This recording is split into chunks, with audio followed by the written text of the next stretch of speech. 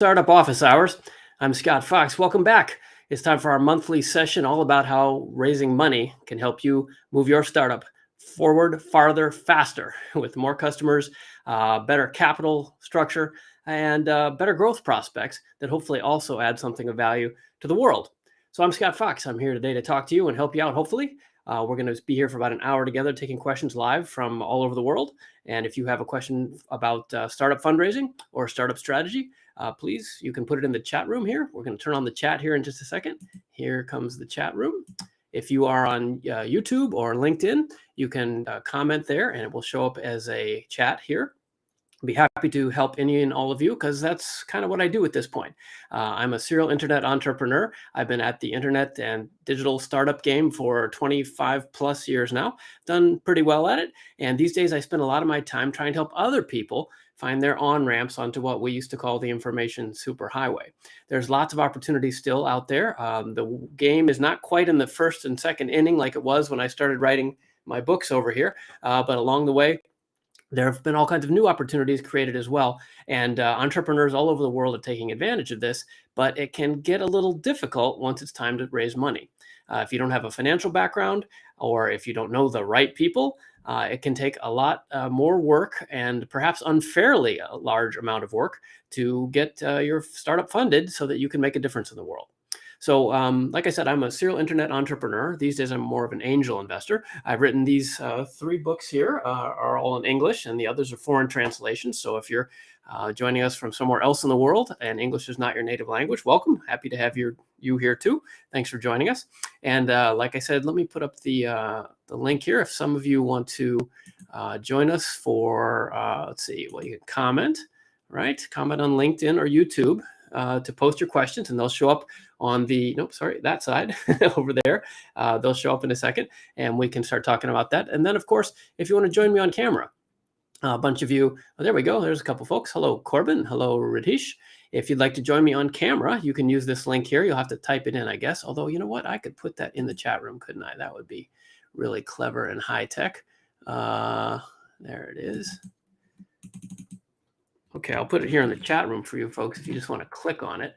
Let's see, now I got to use the chat room. That's harder. There we go. Okay, here's the chat. If you're watching and you can click on that, then you can come into the green room, the backstage, and let me know when you do. If you would type into the chat just roughly what your question is. You don't have to give me the whole question, but like, do you want to talk about fundraising or product development or strategy or team building or how to split shares with co-founders? Just give me some idea so I can work it into the show. And we'll be getting to our questions in just a minute here. Let's see, what else did I want to tell you? Okay, so why do we do this? Why do we do this? I think that entrepreneurs are honestly the most important positive force we have in the world. There's lots of great people doing lots of great work, but entrepreneurs, well, we're optimists, we get things done, and we're dedicated to making the pie bigger. A lot of people are arguing over the size of the pie, right, and kind of slice it into smaller and smaller bits. But the fact is, we need to make the pie bigger, and we have the resources, and we have the assets, and we have the intelligence. What we really need is the will. We need the will to support our startup founders at all levels and all colors and races and locations and minority status and all those things, right? We need to support everybody so they can start to participate in this because it will grow the pie bigger. And that's our best opportunity for improving, well, frankly, everything, right? The politicians are certainly not doing it, right? So it's up to us. So once a month here, I turn on the camera here in my office. I'm in Southern California at lunchtime, and I try to help folks if I can by taking questions live. So that's what we're doing here, and be happy to take those questions, as I said.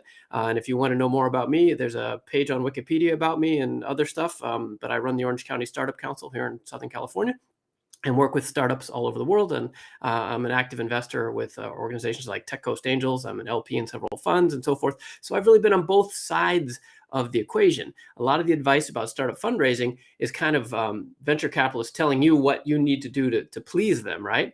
And then there are often entrepreneurs telling their story. There aren't, unfortunately, as many of us who have both raised money as entrepreneurs and then also become investors who also then take the time to discuss it and offer the opportunity for other people to give feedback.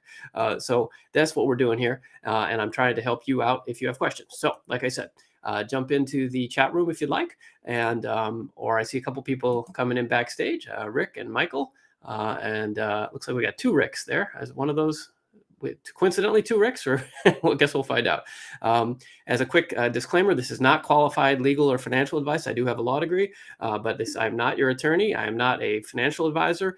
You need to consult your own experts because every situation is different, and it's up to you to make things happen on your own. Okay, I'm just trying to help. This is entertainment value only. Hopefully, it's entertaining anyway. Right?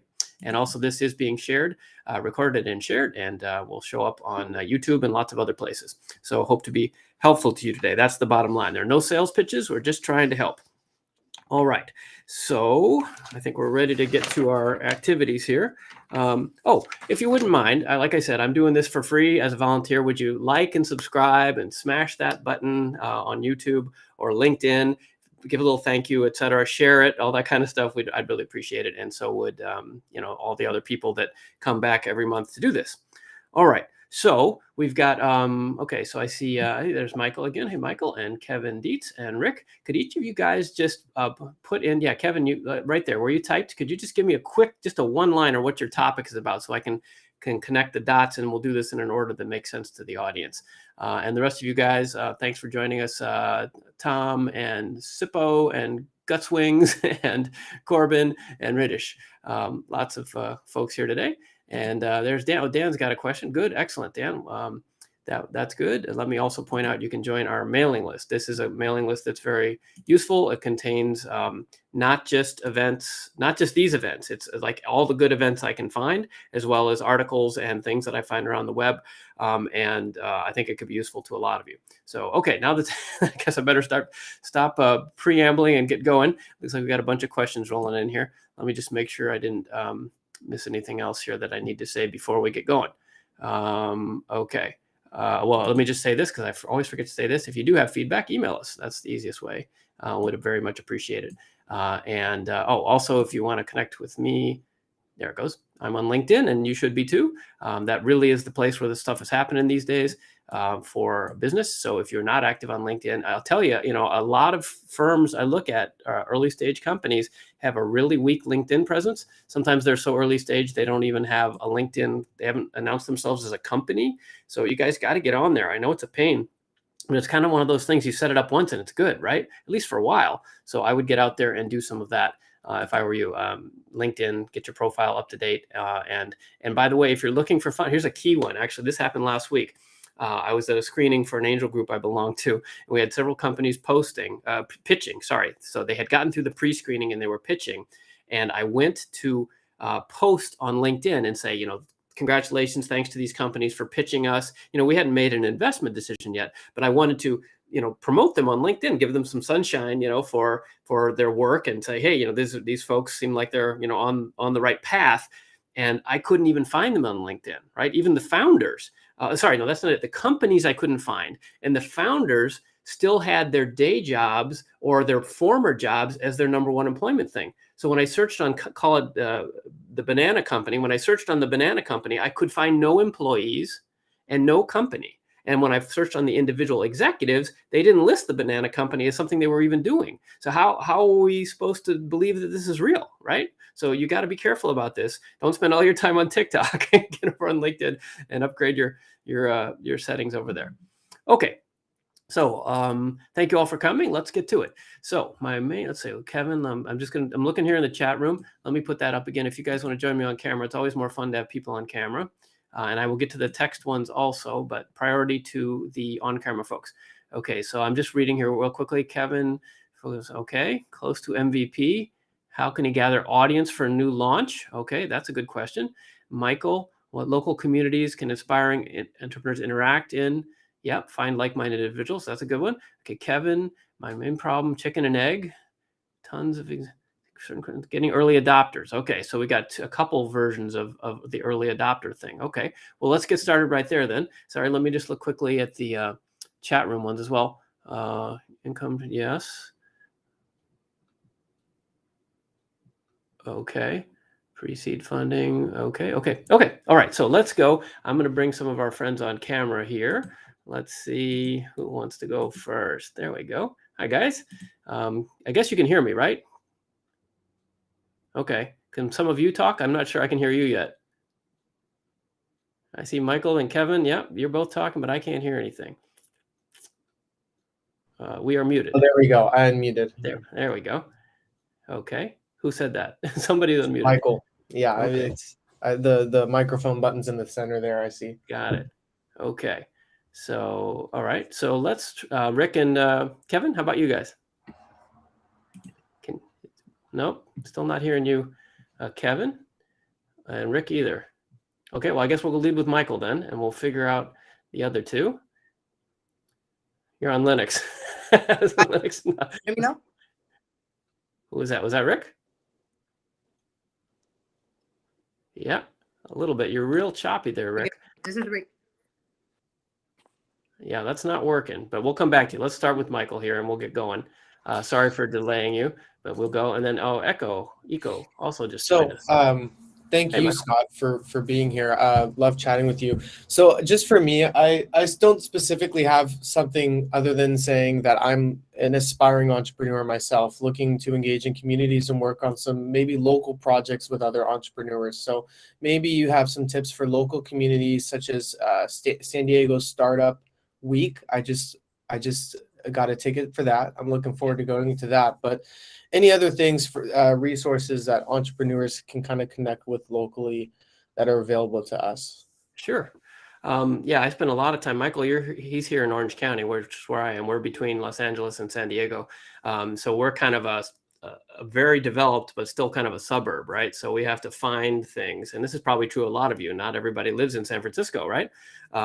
So yeah, I spent a lot of time developing community here in our neighborhood physically.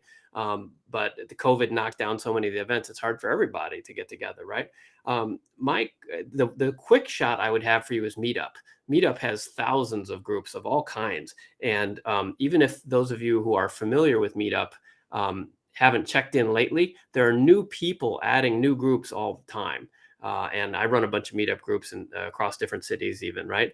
And that's a good way to find people that are like-minded. And then the trick, of course, with that is with all the other things is that getting on those mailing lists, then they'll start adding you to other mailing lists, right? So my second thought would be, and this is for everybody, not just Orange County. I can get it more specific in a second from Michael here. I sign up for lots of newsletters. I get lots of newsletters. And what I do, especially now that things are virtual, I hate to admit this because I don't want you guys doing this to me, but if you go to an event and register, even if you don't show up, they usually put you on the mailing list, right? And then you start getting more and more and you find more and more things. So is that really obvious? But that works for me. Is that something, have you tried those things?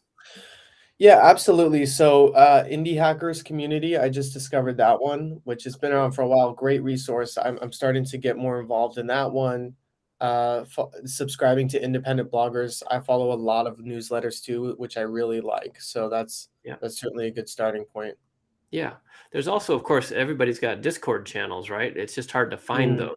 So what I would, to get even more specific, I would, not specific to Orange County, but in niches, right? Find the niche that you're into and find those bloggers. You're on the right track. I follow certain investors I like, or certain kinds of products or industries, and find those bloggers. And every now and then, they'll have an event or something. And these days they're virtual, which is not as much fun perhaps, but it means you can get invited to stuff in New York or Singapore, and that's really cool. Specifically in Southern California, the other big one is alumni association. So if you have any connection with a local university or even high school, I guess, but really universities are where this happens. Alumni associations are always running different stuff. Like I run the Stanford Angels here in Orange County, as I think you know, and here in Orange County, UC Irvine, and there's things going on. Fullerton has a lot of things. And getting on the university mailing lists is a good one. And also incubators and accelerators, because they are in the business of connecting things. In fact, that's a specific one. I don't know if you've encountered the Long Beach Accelerator yet, but there's a Long Beach Accelerator run by a friend of mine, Andrea, and they've become really active in the last year. And they have some really cool events. So Long Beach is a little drive for us, but not terrible. I would look at that one. There's also LAVA, the Los Angeles Venture Association. They have events that you might look at. And what else? For those incubators, Can people join even though it's not your idea? Like you just work on someone else's idea and kind of partner with other people? Sometimes, but I'm not talking about joining them. I'm just talking about going to the happy hour that they have, right? Or they'll have a demo day or something. Just going, not actually enrolling. Enrolling is becoming part of the incubator is a whole process, which could be great. Depends on the incubator, right? And how much equity they want for it. But by going to the open events that they have, you'll meet other entrepreneurs. And I thought that was the core of your question. So I would look at that. Actually, UCI has the Wayfinder program too, which is a big one. And they have open demo days, and you can go. And the new venture competition. Yeah, any big university these days, either the undergraduate off in the engineering school, or if they have an undergraduate business school, and the graduate business school for sure. There's entrepreneurship stuff going on all the time. So anyway, I hope that's helpful. And by the way, the rest of you have ideas, please put them in the chat, right? You guys can use the chat. We can all use the chat to help each other too. I don't have all the answers. I'm just kind of the host here, right? So if you have suggestions for Michael, please type those in and share them with him as well. Cool. Well, nice to see you. Nice to see you, Michael. Great. Yeah. Thank you so much, Scott. See you again. Tuesday the 2nd, running another happy hour in Irvine. So that's on the Orange County Startup Council blog. So you could come there as well. Okay, so that's our friend Michael. Thanks for joining us, Michael. And let's see, who else we got here? So sorry, let me take a quick peek at the chat. And so, okay, Tom and Carlo and Rick. Kevin, Kevin's back. Okay, got over the Linux thing. Okay, so let's talk. Well, Rick, let's see if your microphone's working any better. How's that? Can you hear me? Oh, that's a little better. I think so. Can you hear me? Okay. Yes. Yes. So where are you, Rick? So hi, Scott. Sorry. Where are you? Oh, I'm based in Riverside. I think we have met. Part of the startup that I have started was the breadwinner's job to provide the temporary employment services, and I used to when you held the mastermind group. Okay. Yeah. That startup was shut down due to AD. Well. I'm here to, I just came with a new idea ready to launch. We have developed a landing page, and the idea is one. So a lot of the time people are doing research based on Quora, Reddit, and watching research platforms where you can really connect one-on-one experience. So if I, or, you have been to Philippines for travel, and you can advise where to stay, what not to do. There are only bloggers. There are no one-on-one advices. So people can really connect on one-on-one. Okay. So what's the question? The question is, right now we are targeting new moms and new travel. How can we expand this? Like, how can we give them, collect their feedback, and go from there? And is the product launched? So we have landing page. The product will be ready within 3 weeks. Okay. And the product is what? Just roughly. Is an app-based matching server. Product is app, so you post it right away within 30 seconds or 1 minute. People will call you, right? So if once we have can call you right away, and you can get your question answered. You don't have to go through the blogs. You don't have search engines. They just tell you what they know. Okay. Oh, I see. Interesting. Okay. So for travel advice, like if I go to Las Vegas, can I find a babysitter? That kind of thing? That kind of thing. Yeah. Okay. Okay. Okay. So how do you find, so how can Rick find more moms and travelers and people that would be interested in this? So anybody has suggestions for him, please chime in the chat room. I'm sure he's open to suggestions. So let's see, what would I do? Well, the trick is, of course, these days, it's really hard to do anything without spending money, right? You used to be able to go on Facebook and attract an audience, or LinkedIn, or, all these social media. Now they're trying to monetize us all the time. And unless you've got really good dance moves, even TikTok is tough to penetrate, right? So I guess I would be looking more grassroots. One of my mantras is always to try to buy wholesale instead of retail. So by that, I mean, I would be looking for places where you have a nexus or a collection of those type of people already, and try to get a bunch of them at once rather than engaging one at a time. Of course, you can engage one at a time. If you get a big fish, that could make a real difference. But I would be thinking about travel agencies, or to the extent those exist anymore, or local travel bureaus, or like the Chamber of Commerce in a big city like Orlando or Sydney, or Honolulu that has a lot of traffic. And maybe you start with a specific city rather than trying to do the whole world, and working with them to try to provide resources, that kind of thing. It's hard to build things anymore one person at a time. Or you might turn the telescope around, look the other direction. You might go wide and start like a podcast or something like that, where you're giving context in a travel show that's sponsored by your new business, right? So that there's content there for people to engage in. And of course, those are all kind of almost Web 2.0 ideas. These days, you really should be thinking about social even before that kind of stuff, right? So if there are things that you can do that would be viral and shareable, with travel, you have the beauty of all kinds of photography, ideally, right? But I guess I would be thinking about something like picking a specific city or a country where you had some connections, maybe, to make a really good sort of beta product. And so that then you could kind of say, look, this is what we did for Dallas, Texas. Now we're going to expand to Honolulu or whatever. So they call that land and expand, right? Get a beachhead and then try to grow from there. Or you got to, the problem is with the mass audience thing, you're trying to get a whole bunch of people and a whole bunch of content at the same time, right? And adoption. And you kind of I think you need to narrow one of those down, is what I'm saying, right? And maybe you are. Is that helpful?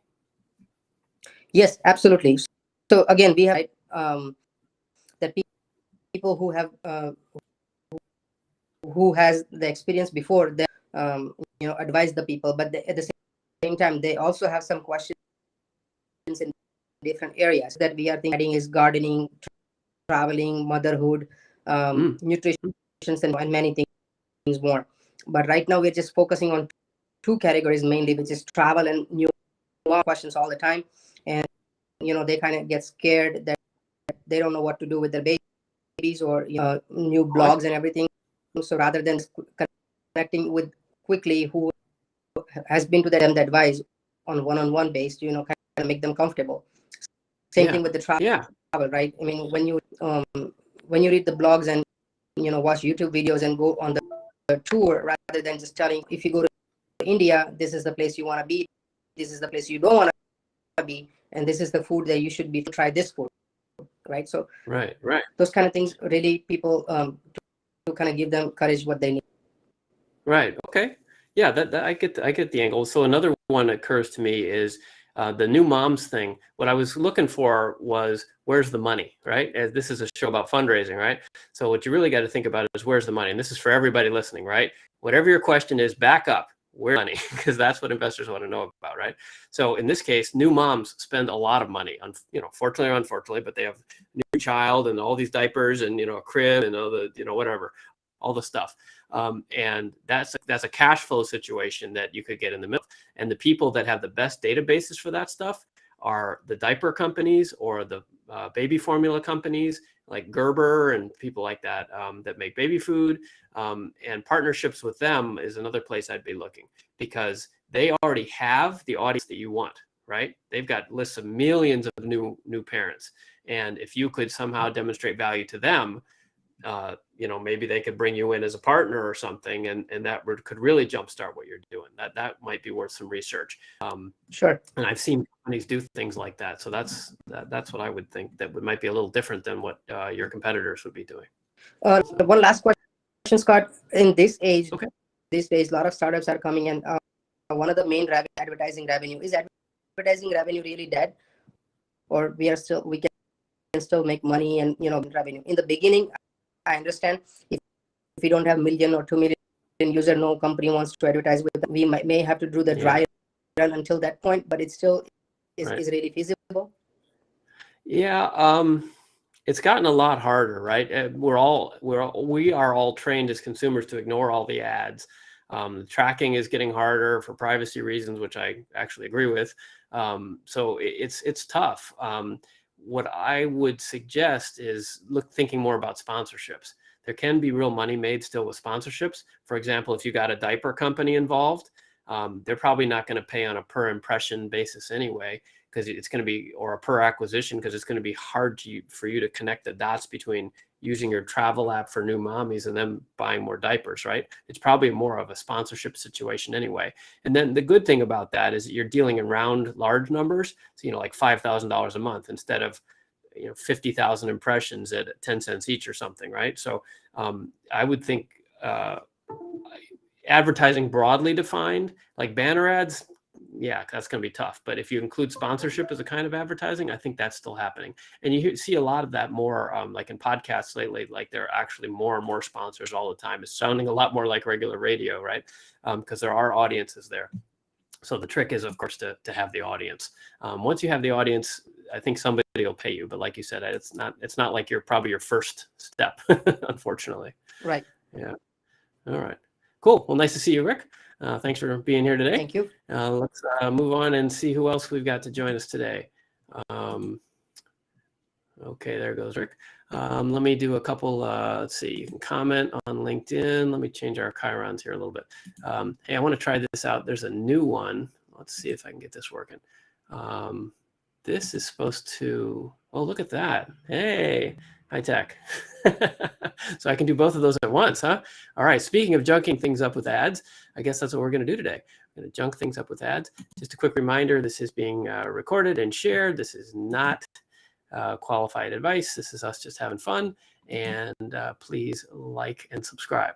Okay, so that's us. And let's go see who else is here. So Rick and Tom and Christian and Kevin. Okay, so let's go back to Kevin because he was, Kevin, let's see if we can get your microphone working this time. All right. Is it working now? Yeah, that's much better. Sorry, we All had right. to take off Linux. We ditched Linux and went over to the Mac. Yeah. Okay.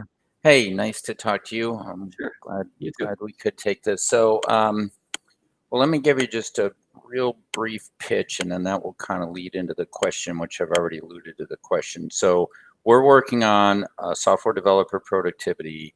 The name of the class of product that we're working on is come to be called an internal developer platform. And an internal developer platform is designed to help. Software projects are very complex these days with cloud and microservices, and developers is a really hard job. I mean, you have to juggle so much dynamic information, and it's very hard to become productive, especially if you're onboarding onto a new project or something like that. Mhm. And so there's a new class of tool that's kind of coming along, like I said, called an internal developer platform. There's people coming at this from different angles. So Okay, one angle. What's the question, Kevin? Sorry, we got a lot of people waiting. Okay. All right. Sorry. So the question is, how do you crack this nut? Like there's tons and tons and tons of validation out there. So I don't feel like I need to go out and get, 10 customers to prove anything. Like there's massive tons of proof out there already. But I don't have any customers. I don't have the MVP done yet. And, Right. It's a chicken and egg problem. We're going to need quite a bit of funding in order to do this. That's the question. Yeah. Okay. So unfortunately, I understand you. Sorry to cut you off. We just got a lot of people today. The idea that it's proven is true. I mean, you're talking about like a GitHub pilot sort of stuff, that kind of thing. I mean, more or less. it's in that yeah. ballpark. Okay, yeah. So which is super cool stuff. I agree, it's been validated. The problem is if you're talking about from an investor's point of view or even customer's point of view, yours hasn't been validated, right? So unfortunately, I think you do need those first 10 customers because the fact that it works for you and you believe it isn't the same as customers and me believing it. Yeah. That's just the fact, right? And so it's easy to believe in yourself, and that's awesome. You have to, right, as an entrepreneur. But without customers, why should I believe you? I mean, I don't know you, right? You know, no offense, right? Yeah. It's like, Sure. yeah, Sure. mean, I get it. especially I mean, talk about investors, they're not going to believe that unless it's your uncle or something, right? yeah. Um, So, I mean, that's basically the dilemma that, that I'm in right now. I just feel like the adoption cycle of how tools like this get adopted, it just is not going to get adopted on a onesie, twosie, threesie kind of thing. It takes a certain critical mass of Mhm. people mhm. being exposed to this, being impressed with this, having a free version that people use, and it just takes a certain amount of critical mass and fermenting in the community before there's going to be any significant volume. I hear you, and I sympathize. Yeah. I made the mistake it sounds like you're making. First company, I raised money for it, VC money, and the idea was that when we got to scale, it would be amazing. We never got to scale, right? Because I didn't go out and beat the bushes and demonstrate exactly what we're talking about. So I've lived this. I hear you. I'm sure it's amazing, but at the beginning of the road, you got to do things that don't scale, and I think that's a Y Combinator mantra, right? You got to go get those first customers. Heard it. Yeah, I've heard it. I don't know what else to tell you. I mean, hey, everybody in the chat room, if you have better ideas, please tell him. I mean, he sounds like a smart guy. He's got what you have sounds like a cool platform in a hot space. You've got all the pieces, but this stuff doesn't work on faith, right? And the things that don't scale, those first 10 customers, you can ramp it quickly. It sounds like you've researched this stuff. I mean, you can don't just get 10 random, ideally get 10 that are really influential, right? And then incentivize them to spread it. And then it could maybe take off. But chicken and egg, yeah. Yeah. There's no good answer to that except to go out and do the work. Sorry. Anybody, and please disagree with me in the chat room if folks want to. I mean, there are companies out there that do get funding, right? I can point to companies that have gotten funding. I don't know if they had customers at a time. Swim.io, has raised $30 million. Ops Level has raised $15 million. Sourcegraph.com has, they're doing well now, but they've raised $225 million from Andreessen Horowitz. So, there are companies out there that have gotten funding. You don't know. Early You on. can't see inside, right? I mean, it's like you don't know. Who had an uncle on the board who might have an amazing track record that you didn't see. An advisor that's happening. I don't know those stories specifically. I will say valuations have come down a lot. So any of those numbers, I bet you'd probably cut in half, if not more, in the last few months. But you can't see behind the curtain, and or they have just an amazing salesy sort of guy as the CEO. That certainly helps. All those pieces. I'm not telling you anything you don't know, but I would guess that in every case there are things you can't see below the surface that help that happen, right? Because I've literally lived what you're living. And I was a smart guy, and I thought I was connected, and I beat my head against the wall, pretty much bankrupted myself, literally, and crawled my way back. But I learned my lesson, right? And so customers first. That's honestly these days it's customers even before product, a lot of times, because the problem these days isn't the idea or the service or the product anymore. It's distribution. It's exactly what you're saying. Everybody's online, and they're so distracted. How do you collect an audience? That's the hard part, not the product anymore. So unfortunately, that's the challenge. We're going in circles. I'm going to have to move on here, but yeah, I validate your pain. If that helps. There you go. There's your validation. Yeah, please. Thank you so much, Scott. I appreciate it. Yeah, nice to meet you, Kevin. Everybody go in the chat room and give Kevin some better ideas. I hope I'm wrong. Okay, so let's. How about Christian here? Or sorry, Tom. Tom was up ahead of you, it looks like. All right, let's meet our friend Tom. Here comes Tom. Hello, Tom. Need to unmute there, it looks like. Let's try that again. If you're just tuning in, I'm Scott Fox. You're listening to Startup Fundraising Office Hours. I do this once a month during my lunchtime to try to help founders like you all over the world, including Tom here, who I still can't hear. No, am I doing something here? It looks like you're not muted, Tom.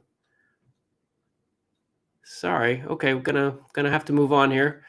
We can. Well, I'll start hitting the chat room here in a couple minutes as well. So put your question in there, and also see Carlo. There's a Carlo in the backstage room. If you want to turn on your camera, we can bring you on. But we're going to bring Christian in the meantime. Here's our friend Christian. Can I hear you, Yes, Christian? hello. Thank There we you. Sure. Thank you Nice. very much. I apologize my accent. I have a startup in Paris, in France, so my accent maybe hurt you. So there are two projects. Our project is to provide blockchain, Okay. and the stakeholder is satellite. They have constellation on satellite, and our idea is to provide them with blockchain. So blockchain it's a new project, and satellite it's an old project. That means they have I don't know 50 million revenue or funds per year, by example. We have nothing because we are blockchain is new, and the problem is the venture capital ask us past record, or they ask sales, etc. Yeah. This is the first problem. The second problem, because there are two problems, in order to sell data on blockchain, you need, like in United States, an authorization, because you sell assets, you sell digital assets. So these assets, they should be validated or something secure. So you need a license. It's like casino, when you open a new casino, you need a license. Before to have clients, you need to have a license to open the casino, so you have no license. So this is our case.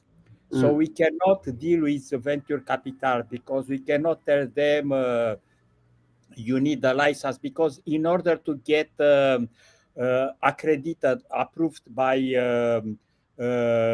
digital service provider, as digital service provider assistance, in order to get approved, you need to pay. It's not free. Okay. It's not. You need to pay. So we need funds for that. So we don't know how to deal with that.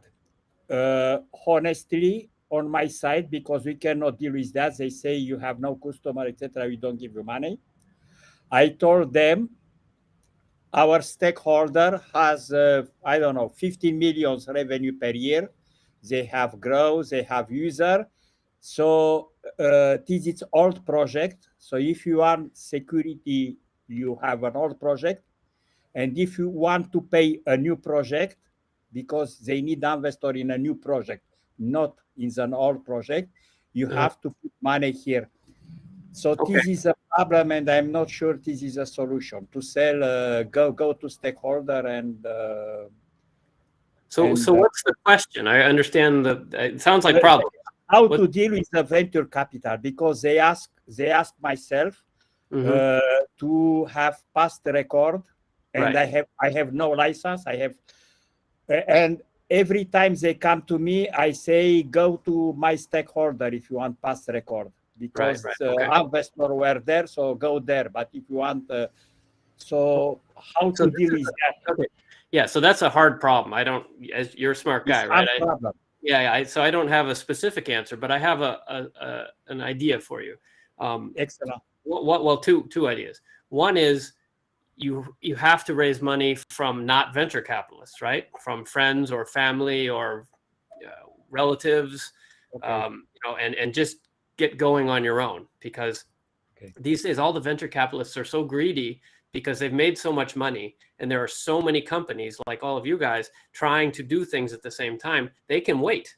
There's no rush, right? They wait until you're making money and then they invest, right? So it's the same chicken and egg problem that Kevin was talking about. So if you can fund it yourself, that is one answer, and you know that, right? But that's one. Finish. We don't. We funded ourselves, but at this point we have no more money to pay for the license, because we need license in France and in the United States, and it's very expensive. It's legal, etc. It's very expensive. Right. Okay. So the other idea is this: is that a lot of times, if you have a real business opportunity, people have trouble raising money. And like I said, I've had this trouble myself. It isn't so much that you, how do I say this? You need to find different investors, right? Because not every venture capital firm is the same, right? They have specialties. And these days, there are so many companies, but there are also so many investors that it's really hard to find the ones that match what you're doing. And my recommendation is for my next book, I'm going to be writing about this, is that whatever percentage of your time you spend on the product, you spend twice that on finding investors that already are interested in that product. So that when you pitch, you're talking to people who already know. So you may be doing this. I apologize. I'm talking to everyone here, right? But the trick is not to have a great product and then talk to 1,000 investors. The trick is to have a pretty good product and know who's going to invest in it before you even call them. I mean, hopefully, right? You don't know, but like you're doing, blockchain, securitized tokens or something like that in France. Okay, well, who does that, right? And drilling down before you even get too far and finding whatever it is. It might only be 3 people, right? But getting to know them and building relationships sooner rather than later before you run out of money. So I don't know that this will help you, but everybody thinks, all of us are, if you're a product person, especially you have like an engineering background or something, you're in love with the product and the problem and solution you've come up with. You spend all your time with this, and you need to think about, well, of course, who's going to buy it, but then who's going to support it and who's going to invest in it is people that probably have done this before, right? It's not like you're going to invent something that suddenly new investors are going to appear. There are people that do this all the time, no matter what your field is, and especially in blockchain these days, right? There's lots of them. So that's a long way of saying, I apologize, long way. There are resources. You spend more time finding different investors, because if you're not a financial person, and I don't know you, or this may not be you, but for everybody else, all banks are not the same, and all venture capitalists are not the same. Not all angels are the same. You need to find the people that already do this and meet them. So while we're here, I have actually a special offer I was going to offer everybody today. I have actually, it's funny, you set up, I didn't do this on purpose. This is not a sales pitch, but I literally have built a new service to help this, and it's called startupinvestorsdirectory.com. And I'm not even going to type it in because I only want people that are listening to get this, okay? And if you go and look at that, it's designed, it has hundreds of VC firms, and you can filter them out to find exactly what they invest in so that you can help this chicken and egg problem. So startupinvestorsdirectory.com. You can go look right now if you want. Yeah. And if it looks interesting to you and anybody else listening, use the contact form on the site and send us a message, and we'll send you a code for free, because we need beta testers, right? We want people to go check it out and then give us feedback. So startupinvestorsdirectory.com. Thank you for the setup, Christian. You set that up very nicely for me. So that's an idea. I don't know if that will help you, but finding the right people is better than, same with Kevin. There are people that do this, right? You got to find them. And there might only be 2 or 5 of them in the world. Spend your time finding them, and it will be so much easier than sending out 1,000 pitches to people who don't have, any background or interest in this, right? They just find it annoying, and that's not how you want to spend your time. So anyway, I don't know if that's helpful, but everybody, please, in the chat room as well. And that's good. Is the same reasoning for ICO, because on blockchain there is a lot of ICO. Mm-hmm. I think it's the same answer for that too. That's right. There are people that do this. 10, 20 years ago, if you had said that, nobody knew what you were talking about. But there's plenty of people doing blockchain now, and there's whole funds just doing tokenization and different Web3 securitization strategies, right? That's definitely a thing. So you got to find the right people. And especially in France and Europe, they're more conservative, right? So the venture capital industry is not developed. Yeah. Okay, well, that's what I got for today. Thank you, Scott. Thank you. Merci. Au revoir. Au revoir. So, okay, so let's hit the chat room here. Hopefully this is being interesting to you folks. Thank you all for being here. This is a community service effort to raise up everybody's game. I'm going to dip into the text here. A lot of people have been talking here, and I've been busy with our on-camera guests. Let's see. So Okay, Corbin. Actually, Corbin, you sent in a question, didn't you? Can you come on camera? We'll talk about that if you can. Let me place that link again. I'll put it in the chat room in case any. Well, we're running out of time here, but let's see. Is it still in my? It is still in my clipboard there. If anybody else wants to join us, okay. So, okay. Sippo says, glad to be here. Dan says, a startup that I'm a large shareholder in is planning to go public in 2 to 3 years. What should I start doing, researching to mitigate capital gains taxes? An investor on the line. Okay. So Dan, nice to meet you. Let's see. Okay, so they're going public. Okay, so congratulations, first of all. That's a rare thing, and I hope it goes well. I hope you'll stock exemption. It's section 1202 of the tax code, I think.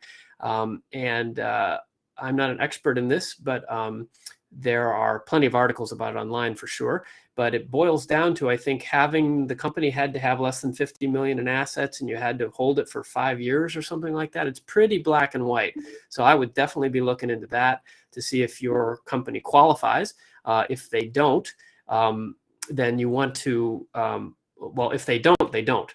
But if they may, you want to ask them to get working on the paperwork to establish the paper trail that shows that you do qualify for the QSBS exemption, because if that happens, I'm going to get in trouble here because, again, this is not professional advice, but I think you get all gains up to 10 million tax-free. It's at least 5 million, right? So we're talking potentially millions of dollars tax-free. So that's what I would do. Go look at QSBS. The other thing you might do is think about moving the asset into your 401k or your IRA or something like that, because, as you know, those things are tax deferred or even tax free if you do it right. So basically, you should talk to a financial planner, because this sounds like a nice exit for you, and I hope it is. But there are things you can do. You're right. But those would be two that come off the top of my head. Okay, that was our friend Dan. Also, folks, if you're interested, I'd love to hear where you're from. It's fun to, obviously, we had our friend Christian from Paris and some other folks from around the country, world, I mean. But I had questions coming in from United Arab Emirates and Chile and stuff earlier. I don't know who else here. So, okay, Scott. Can you help identify sources in the U.S. for large initial funding? 15 million. Our offers are all overseas. We're non-traditional. We build rockets.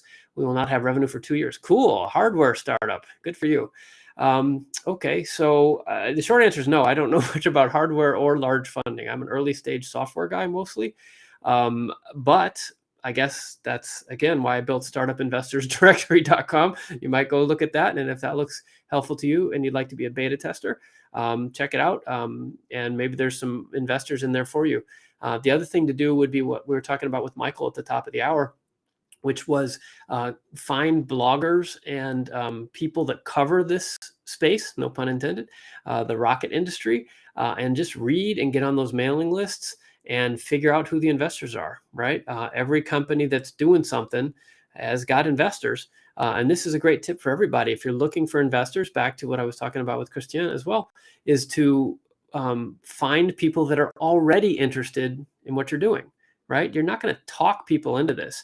It's either they're angels and it's their money and they're not going to give it away, or they're fiduciaries, meaning that they are venture capitalists or other types of investors, and it's their job to protect the money and only invest really wisely. So what do? They invest in things they know. And if they invest in things they know, that means they've already done it. So there's probably public record of it. And Google is your friend here. Go look around and figure out who invested in the companies that are like yours. And then call them, right? Email them. Okay. Tom says pre-seed funding. Tom, was that you in the, we couldn't get you on the mic there, but pre-seed funding, that's a big topic. I guess the short answer, we got a lot of questions. The short answer is, this is why I built this, because I figured there was demand, but startupinvestorsdirectory.com. Inez, hey Inez, nice to see you. Thanks for making this available. Yes, you're welcome. Suhaib, hey, nice to meet you, Suhaib. I think you sent in a question as well. If you'd like to come in on camera, we could talk about that. Inez is looking for somebody to help her do a case study. Okay, that's interesting. Any suggestions on best places to find such partners? So that's a question for me. Well, this is a good place, perhaps. We have students watch this show a lot. So if anybody out there is a student or wants to work on a case study, to support Inez's business development. You can find her in the chat room there. Other than that, I would go to the universities. I mean, that's pretty obvious. I think you're in San Diego, as I recall. So UCSD, USD, SDSU. Up here, we've got UC Irvine. But of course, it wouldn't have to be local anymore. You might just Google it. I mean, there's, this doesn't have to be face-to-face anymore. Zoom is a lovely thing. But I would look around for that online. There's even, you could post a job even, right? If you call it a job, it's probably free, but somebody might be interested in doing that. Okay, so let's see. Mex DC, thank you, Scott. You're welcome. Demian Pedroza here in OC. If you're looking for equity sharing and equity sharing for initial team engagement, recommended percentages, limits, best practice. Okay, that's a good one there, Demian. Early stage founders often get tripped up by this. You need to have in writing everything early on, and you need to split things fairly with your team. So whether you're co-founders or not, somebody should be the CEO, equal partners and co-CEOs. Investors don't really like that. They like to know somebody is really the guy or the gal. And then you share as appropriate, depending on a few things. Obviously, how much they're contributing. This can be either hours, expertise, connections, or time, or all of those things, right? But it has to be relative to the other folks. It has to be relative to industry standards. There are industry standards for these things these days. You could look online. And then this is the key a lot of people miss. There should be vesting. You should have an agreement that says how much this person gets over what period of time. And here's the key. What happens if they stop contributing, right? So they may just quit. You may have a fight that happens. Something good may happen in their life. They may have a baby. They may have triplets, right? Or they, move across country and they can't be involved anymore because they need to get a job, right? Still, what happens, right? Do they keep the equity? Does it stop? All that kind of stuff. And you need to think those things. Think those things through. My other recommendation, I keep this right here for this question because we get this question a lot, is there's a methodology called Slicing the Pie. This is a website, Slicing the Pie. This is the handbook, but there's a website. There's an app for that. There's also one called comparably.com, and you can go out there and find the current sort of industry rates and so forth, because it's a lot easier discussion. It's a lot easier discussion with your partners saying, you think you deserve half and so do I, but you're only going to work 5 hours a week and on this and this. And for that, the industry suggests 7.3% vesting over 4 years quarterly or whatever it is, right? Having something objective can really help. And I would recommend that you do that. Okay, so what else? There are some folks moving over here from LinkedIn. Okay, it's interesting, Nick. Is that because LinkedIn wasn't working? Yeah, I'd love to hear if you guys are on LinkedIn or not, or what's working, because I can't tell. I'm busy. Okay, Sippo says an important question. I've been digging in answer for a while, and then we'll go back to some video questions, guys. This is a lot of me talking. What are the steps I have to go through in sequence to have a healthy, good startup? Meet accountants first or pricing? Oh yeah, you emailed in, didn't you? I saw this. Let me. Okay, Suhaib. Is this Suhaib? Yeah, you're from Ajman in the UAE. Okay, so here, this is what are the steps? He wants to know, what are the steps to go through? And his suggestions are meeting accountants first, or pricing experts, or web developers, or what comes first and then second. The answer is none of those. Zero, none. Do not start by meeting accountants. Do not start by meeting with web developers. Do not start with pricing experts. You need to meet with customers. This is the same topic that we came up with a little while ago. I think it was with Kevin. Customers are you need to meet with. What do they really need? You've already done this, so I'm just exaggerating for effect. But all of you, customers are what drive this, right? Investors these days don't fund ideas anymore. There's just they don't need to. They can wait for you to scratch and scrabble and blood, sweat, and tears and make a little money that proves you have something, and then they'll invest, right? So you have to talk to customers, ideally customers that will actually buy the thing you're talking about, and adjust course given the feedback they've given you, right? So you need to figure out how you're going to make money, why you're going to make money, from whom, how much and how often. I should write that down. That's 5 good points, right? Maybe that'll go in a book too.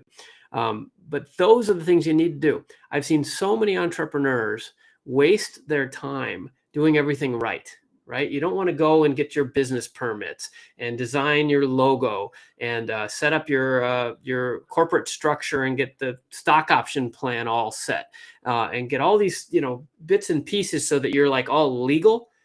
That's bullshit. That you are hiding, right? You're hiding from the business. You're hiding from your job, which is to engage with customers and make them pay you.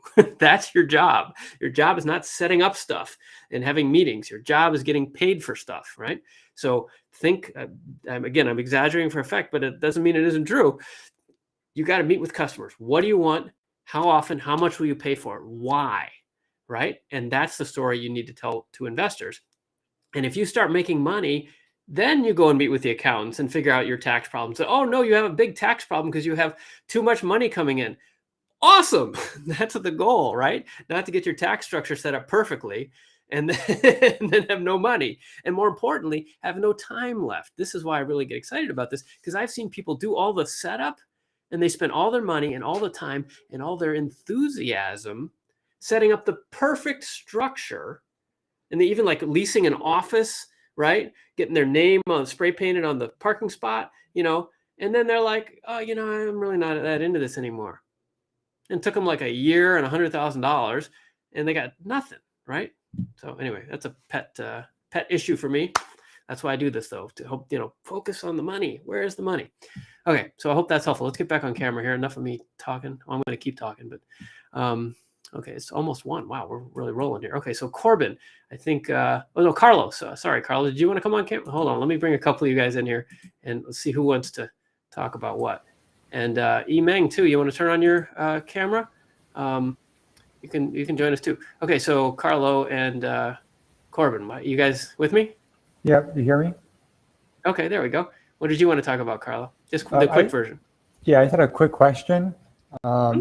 I'm wondering, what are your thoughts on equity crowdfunding for an early stage startup? Do you think that's a good way to show investors, So yeah, that's my question. Okay, that's a great question. And Corbin, what was yours? You emailed, I think, didn't you? Oh, you're muted there, Corbin. Go ahead. Nope, still muted. Okay, well, we'll go with Carlo and we'll come back to you, Corbin, okay? Okay, so Carlo, yeah, crowdfunding, awesome. I love crowdfunding. I mean, I think crowdfunding is great, not necessarily as a financing vehicle, but because of what I was just talking about, customers. If you can get your customers to come in and demonstrate that they like what you're doing, that validates you, not just financially, but it validates that you have a business, right? And that's what investors want to know. Sorry, somebody's messaging me here. Oh, I needed to.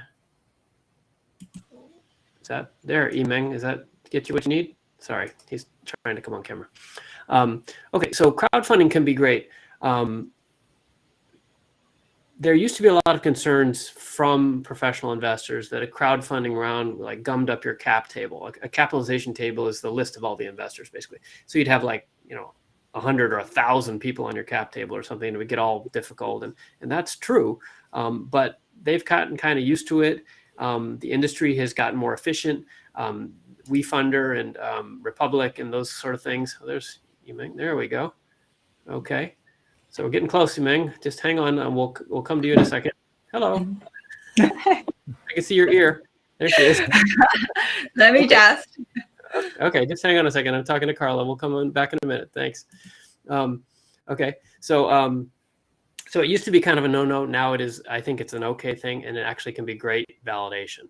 I wouldn't do it so much. I mean, if you hit the, what's the metaphor? Strike when the iron's hot or something. Think about it maybe as raising a ton of money, but if you can raise enough money to show that investors and other people that you're real and that people are excited about what you're doing, that's worth the money and the validation. Does that answer your question? Yeah, that's very helpful. Thank you for sharing. Okay, sure. My cautionary tale would just be that it takes a lot more to raise money on crowdfunding than people think. It's really a marketing exercise, right? You can't just put up an offer and expect a bunch of people to show up and give you money. It's, you got to have some dry powder, some cash to like make a nice video and, you know, maybe buy a bunch of ads on, you know, Instagram or, you know, whatever your mechanism is. You really need to think about who your audience is first, because the last thing you want to do is put up an offer, you know, and you raise like $8 or something, right? Then that actually looks bad, of course. But the crowdfunding companies are pretty sophisticated these days and will try to help you with that if they think you've got a legit offer. If you are thinking about that, or anybody is, I have connections at most of the crowdfunding companies. I actually am an investor in several of them. I love crowdfunding. I think it's a fantastic thing for the investors, the general public, and of course for us entrepreneurs. But if you like introductions, I can probably help with that. So you could use the contact form on any of my sites, and we'll reach out if that's useful. So cool. Nice to meet you.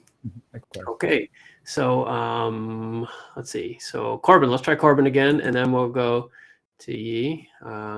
Sorry there, Carlo. All right. Hi, can you hear me? Yes, there we go. Okay. Hello. Nice to meet you. Perfect. So my question was just about trying to find the proper evaluation number or multiplier. Specifically, my space is the mobile advertising space, and so it's hard to find companies that have actually gone through an acquisition, and that's public information. So I'm just trying to find the correct numbers on that before I start taking anything to investors. Yeah, that's tough, right? Especially for smaller companies that aren't public or something, and they get acquired, you don't have any idea what the metrics were, right? Is that kind of what you're facing? Right, exactly. Yeah. I don't have a great answer there, other than research, Google, right? There are resources you probably know about, TechCrunch or PitchBook, but those are expensive, and they're industry standard thing, you know, like $5,000 memberships and stuff to Crunchbase. Sorry. So yeah, I guess at the same time, I would caution you to not spend too much. I mean, I don't know you, we just met, right? But you know, if you have an engineering background or you're a CPA or something, you often get charmed by the spreadsheets, right? And that's a good thing to do, because investors do want realistic numbers, right? But in my experience, there's kind of two kinds of investors. And when you meet people, you can kind of figure out what they're looking for. There's kind of the detail investors, and then there's the vision investors, right? So if you're meeting with people who are like former CPAs or CFOs, they're probably going to really want to drill down on your assumptions, right? And really, it will be a big deal. On the other hand, if you're meeting with people who are more like vision investors, maybe they have a background more like in business development or something, and they're more like following trends, they won't be probably as particular on the specifics of the calculations, right? And that is probably more like solo investors, or people who have a background in that industry, like they kind of get it. They feel like they have an advantage anyway, as opposed to in the first category, VCs who are fiduciaries, and they're going to need to drill down the numbers, take it to their committee, to their partners, you know, prove the math more. So it can be a little less of a lift if you're talking to the trend investor as opposed to the detail investor. I don't know if that's helpful, so you don't worry about it too much, because the fact is, all of us know that these are assumptions, right? Well, we're not looking so much for the detail of the specifics of what it adds up to as a demonstration of your thought process and the fact that you've considered the many variables, because, you know, an estimate times an estimate times an estimate is nonsense, right? But, you know, what we need to know is it bigger than a bread box, smaller than a house? You know, is it blue? Is it green? You know, and if things go wrong, what does it look like, right? That kind of stuff. So I applaud you for trying to be as detailed as you can, and you have to, but don't kill yourself either, because if they like you and they like the concept and they see that you're in a growth market, a good investor will work with you on, you know, trying to refine the projections, as long as your initial set isn't just stupid, right? So yeah, exactly. Perfect. Well, that's awesome. That helps with a lot of the mental stress about that part, because, you know, you always want it to be perfect. Yeah, no, that's right. It's a natural thing, yeah. But you can waste a lot of time making it perfect, and when you should be talking to customers. Same thing. You sense a theme here. Okay, yeah. Nice to meet you. Okay, so then here's Yimeng. Hello there. Nice to meet you. Hi, Scott. How are you? Good. How are you? Where are you Good. calling from? I actually, 2009, I came from China since 2009. So I'm immigrant, trying to be a good example, not the bad one. Good for you. Where do you live now? I live at Hershey, Pennsylvania. Okay, nice to meet you. Nice What do you want to talk about? Yeah, so for startup, I feel like it's really hard to do the fundraising. Fortunately, I work so I can support pretty much I use myself to get money and use that money to develop this product. It's called codecarding.com. I found it and I have a team. Right now we are trying to generate revenue and users. But my question to you is, like, I have some investors that in hand, they first of all say, oh, okay, I need to see the MVP. Now I feel like I'm beyond the MVP part because the website's running, is working, starting to generate users. And when I reach out to them, they say, oh, now I want to see the traction. Yeah. So what? So I don't know. I feel like, MVP or a beta, I don't know where is the cutting line between of them. And then should I just focusing on my, the what's called the user acquisition, or should I looking for the investors? I feel like I'm so many things jumping around. Well, good for you. It sounds like you're making progress. So one of the lessons is celebrate the progress, right? Because when you're an entrepreneur, your to-do list is endless, right? So good job, right? Okay, thank you. You gotta get over, one step at a time. So okay, so yes, I hear what you're saying. Investors like to move the goalposts constantly, right? We want to see 5 customers. Now we want to see 10 customers. We want 10,000 a month in revenue. Now we want 20,000 a month in revenue. Oh, no, we meant 20,000 in profit. It's like just constantly, right? And it's not you, it's the industry, right? But it's also code. It's code that they really aren't ready to invest, right? So in some ways, it's feedback. There is never going to be a right answer, right? I have a friend a company I'm on the board of, and he's an engineer. So when he started the company, he asked all the investors, what do you need? And they said this, and then he did that. And he came back. So here I am, I'm ready for the money. Oh, no, we meant this, right? And he's an engineer, and he can't believe it, right? Like 5 times, I did this, and they still no money.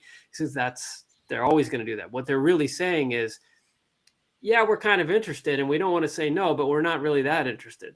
So you got to be careful about who you're talking to. And I think this goes back again, we're developing a theme today, talking to the right investors. So I don't know I don't even know what you do. I don't know what investors you're talking to, but I think it sounds like you need to work harder to find investors that match what you're doing, maybe, and less on developing the company. Because if you've got a beta and you've got an MVP, you're starting to acquire customers, that's great. You're pretty, and it is great. I'm not skipping over that at all. Good for you. You're going to need a few of those. So keep going on that. What you really want to do is get past the first dollar. Are you generating any revenue yet? Yes. I think the last time we checked is like under $7. $7 or yeah. $7. Okay. $7. That's it. Okay. Well, that's more than 0. Good job. So yeah, obviously you want to add a couple zeros to that, right? But that is still, that's a milestone, right? So it sounds like, and I don't know, right? This is an entertainment show, so I don't know. But if I was you, I think I would be looking, you said you have a team. I would be looking at making the team, empowering the team to keep going, because it sounds like you already have the momentum to generate the MVP and make a little money, get some customers, and use the limited time you have, or maybe there's somebody in your team that could do this, in really researching who the investors are that like this space, so that you can contact them and not even ask for money, right? There's a famous phrase, maybe everybody's heard this, but you ask for money, you get advice. You ask for advice, you get money, right? And what that's really saying is that investors are about relationships, especially at the early stage where you are. you're not going to get a $20 million investment because you're not that big, right? You need like $500,000, it sounds like, or something like that, right? If that's the case, then you're talking about angels and you're talking about individuals, which means relationships, which means people like me who like, we've made the money, we're going to write you a personal check, right? So that's got to be a relationship. So you want to figure out, I would go on, there's another one for Christian, if he's still here too, Angel List, right? Angel List lists all kinds of angel investors, and you can see like what kind of companies they've invested in, and find your competitors, see who invested in them, and then just friendly, gentle, outreach, email. Hey, I saw you did this other company, or I see on LinkedIn you have a background in this.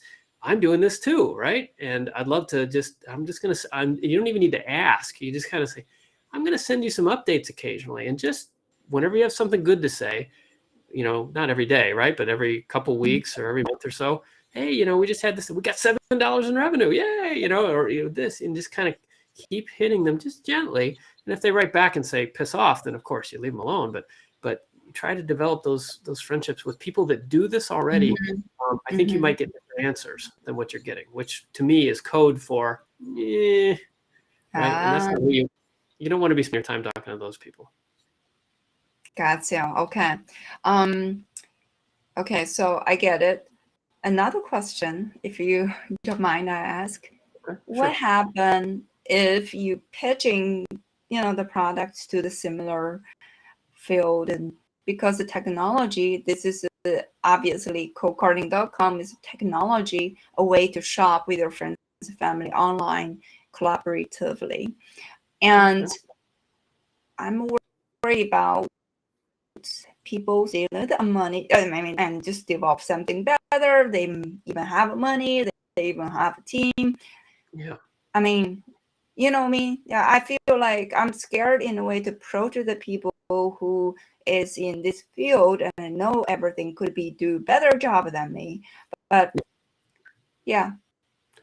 Yeah, that's hard. And especially, collaborative shopping is huge in China, right? Huge. We're just waiting for that to hit here. We've been talking about it forever, and hopefully you're the one that's going to do it. Shopping. Yeah, that's great stuff. Big business.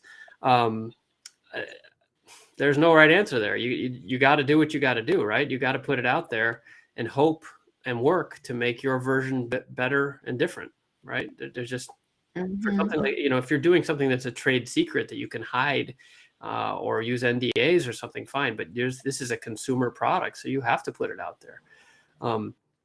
If it helps, my experience, a lot of entrepreneurs get worried about this, and it is a valid concern. There's no doubt about it. But at the same time, you could give the same business plan and the same tools to everyone on this call today, and they would all implement it differently, right? You might start from the same place, but their vision won't be the same as your vision, and their abilities aren't the same as yours, and your connections, right? And your team. And one of the things about being an entrepreneur is believing that you can make a difference, not just in general, but by doing this, because you're the most passionate about it, right? And and that's true, right? You could send me every confidential thing you have right now, and I just mess it up, right? Because that's not my thing. I'm not into online shopping collaboratively, right? I know it's a big business. Like, you could hire me to come in as an executive and I'd do a good job because I'm a smart guy and I work hard, but I wouldn't make it happen. You're going to make it happen. And that's, you just got to believe that, right?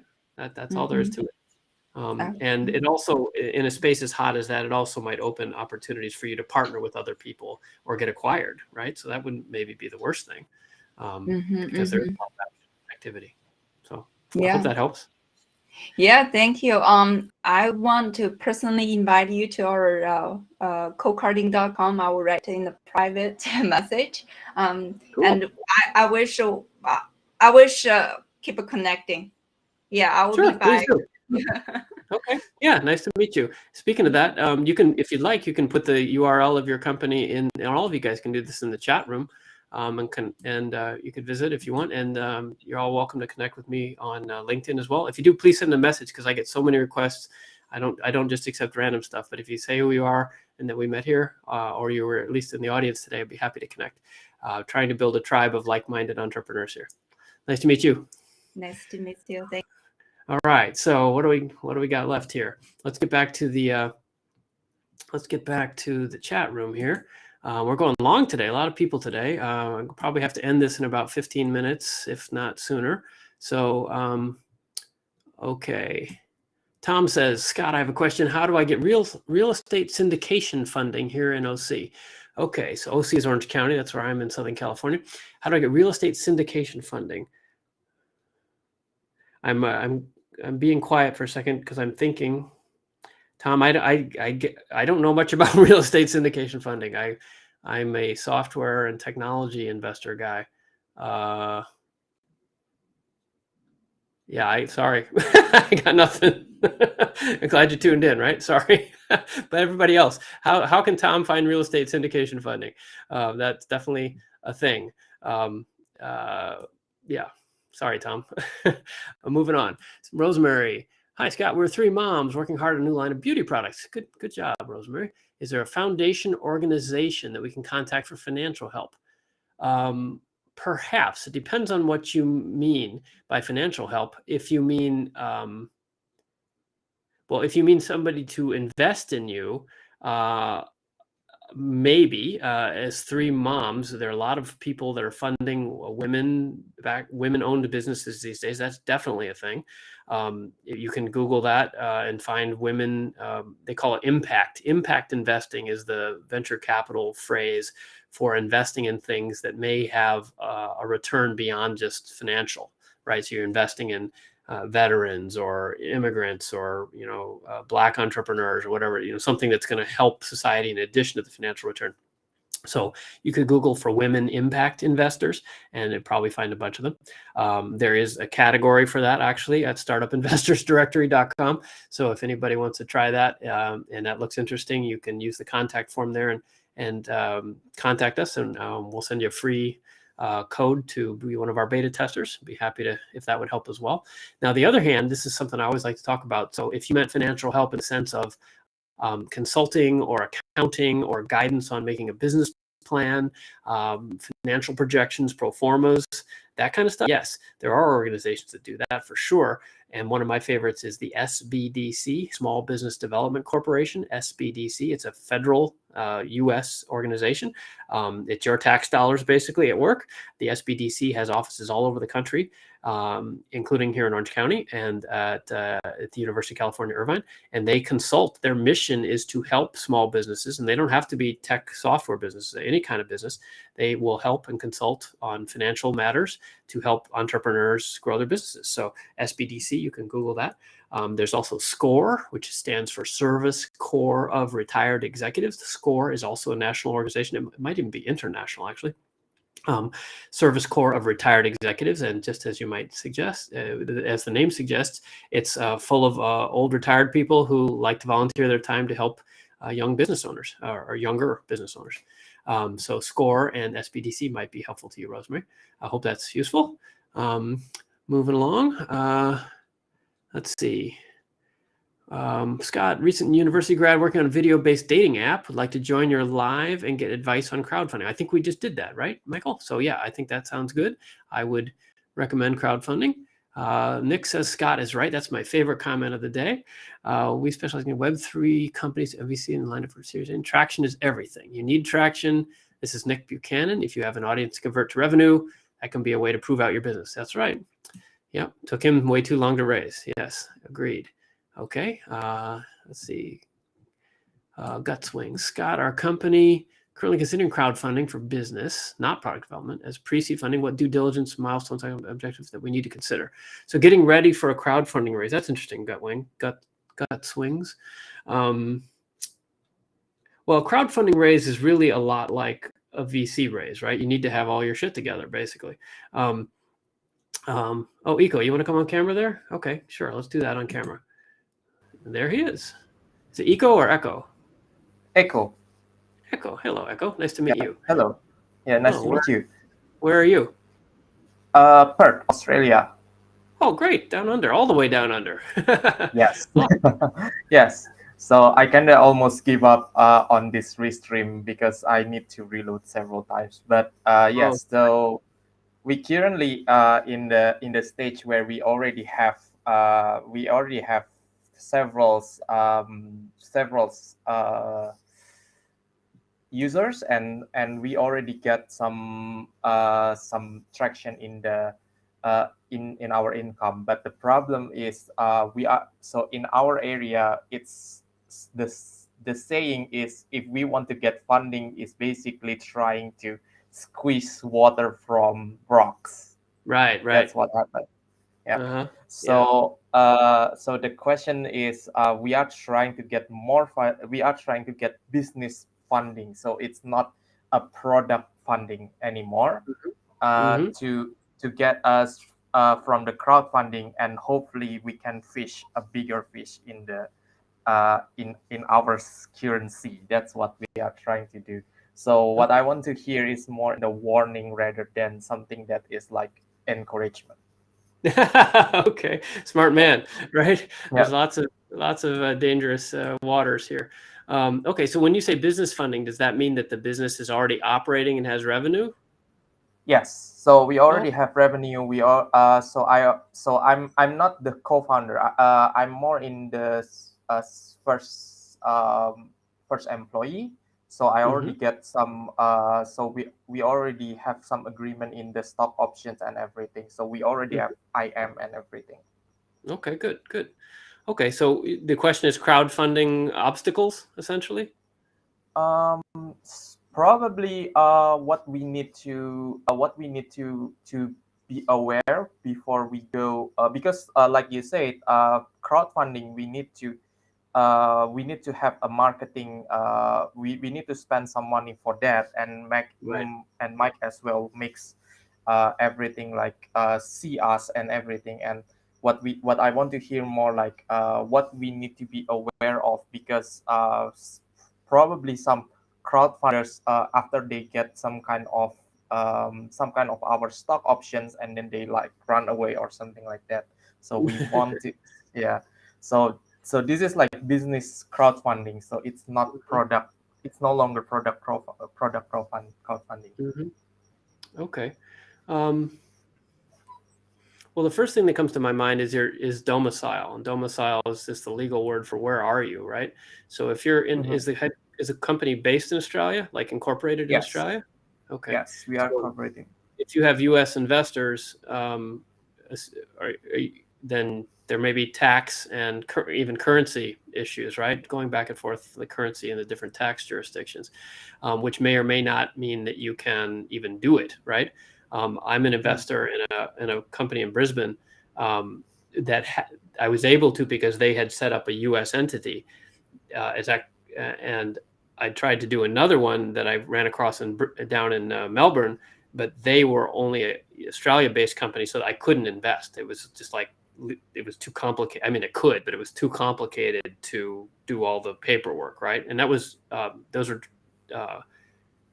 were crowdfunded investments, actually. So jurisdiction, anyway, that's the thing to be careful of. And then what was the other thought I had? Oh, if you have revenue, WeFunder in particular, and probably the other platforms, are doing more and more with debt.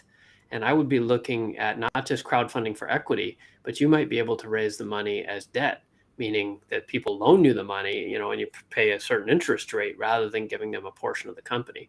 That, I think, is a big growth area. Actually, this is for the other Michael, who was asking about crowdfunding as well.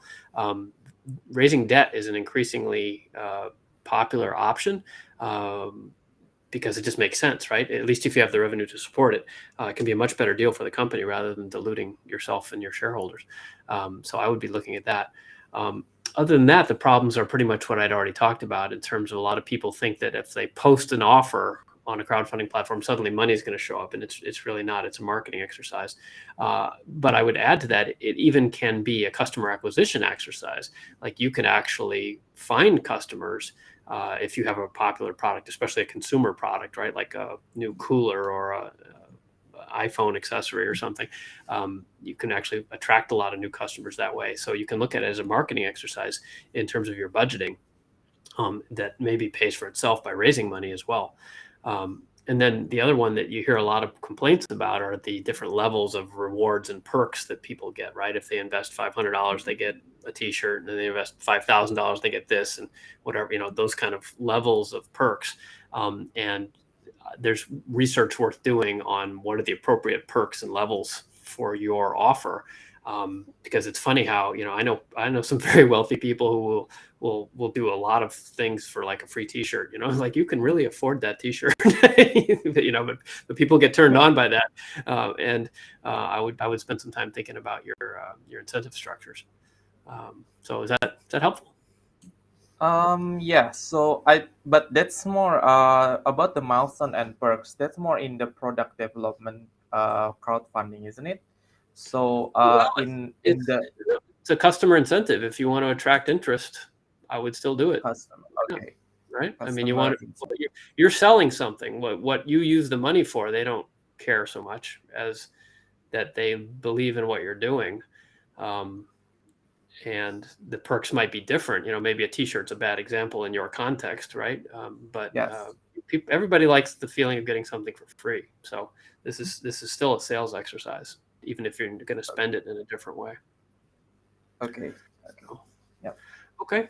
Well, nice to meet you. Got to keep moving here. We're already almost an hour and a half. Thanks for checking in from Perth. I need to get to Perth. I've spent a lot of time in other parts of Australia, but I've never been all the way over there. There's actually a group there called the Perth Angels. Have you run across Perth Angels yet? Yes. So we already asking people around. We already start to go around for investor, but it's still so because our technology is in fine arts technology. Mm-hmm. So it's a little bit hard because in Perth it's more based on mineral and resource. Yeah, it's a mining town, right? Yeah. Right. All right. Well, you'll get there. Nice to meet you. Yeah. Nice to meet you. Yeah. Thank you. Bye-bye. Okay, so let's, man, we're an hour and a half here. Let me cruise through the chat here, and then we will wrap things up. Angie says, can you please repeat those 5? I think that was, if Angie's still here, what was I talking about? I was like customers or something, right?